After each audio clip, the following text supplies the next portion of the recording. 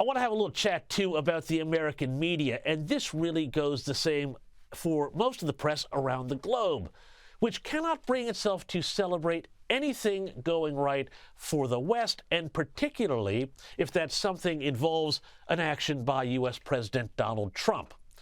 Now, I know it probably annoys you, and hell, it annoys me, and I work in the business. Of course, this week, you'd have to have been living under a rock thicker than where the Iranian government buried its uranium centrifuges to have not heard about the U.S. Air Force's extraordinary mission to take out Tehran's nuclear program, which involved B-2 stealth bombers flying 36 hours undetected to drop bunker-busting bombs that penetrated deep into the earth to take out the mullah's atomic capability. And you'd have to have been in a deep coma not to have heard that no sooner had the pilots returned from their mission that the naysaying began, with CNN reporting, "Oh, sorry guys, too bad, so sad. The strikes actually were not all that effective. They only set the Iranian nuclear program back months, not the years or decades the White House had claimed." They said, "Hey, nice try," but their subtext was, "Hey, Trump, sucked in."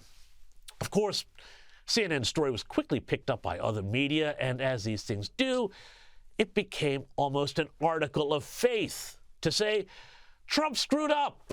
He didn't do a good job, even if he didn't taco it. You know, taco, the thing they say Trump always chickens out. Well, even if he does it, he can't get the job done. Ha, ha, ha, ha, ha.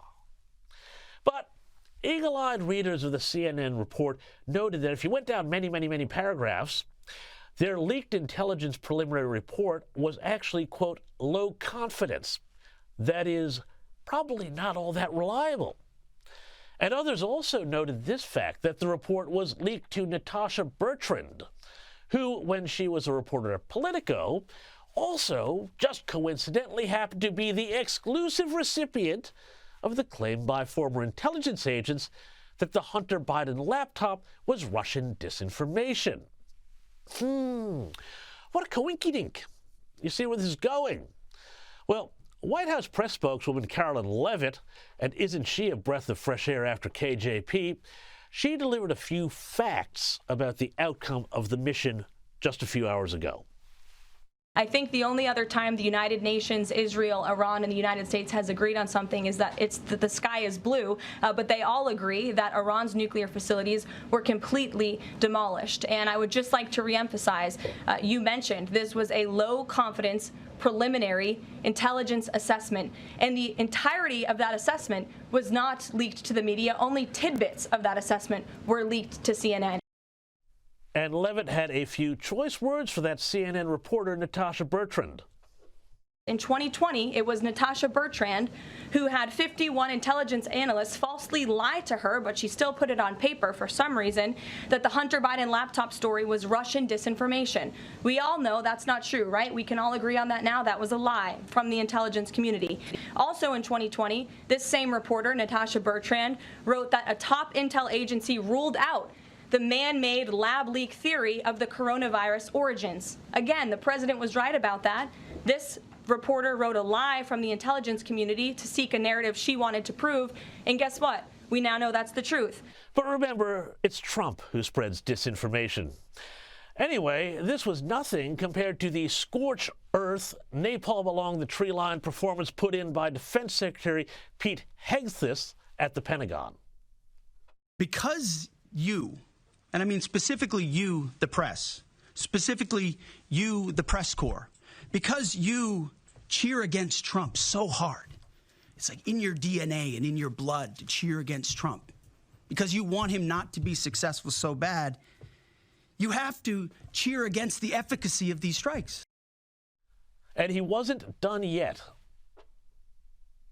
There are so many aspects of what our brave men and women did that because of the hatred of this press corps are undermined because people are trying to leak and spin that it wasn't successful. It's irresponsible.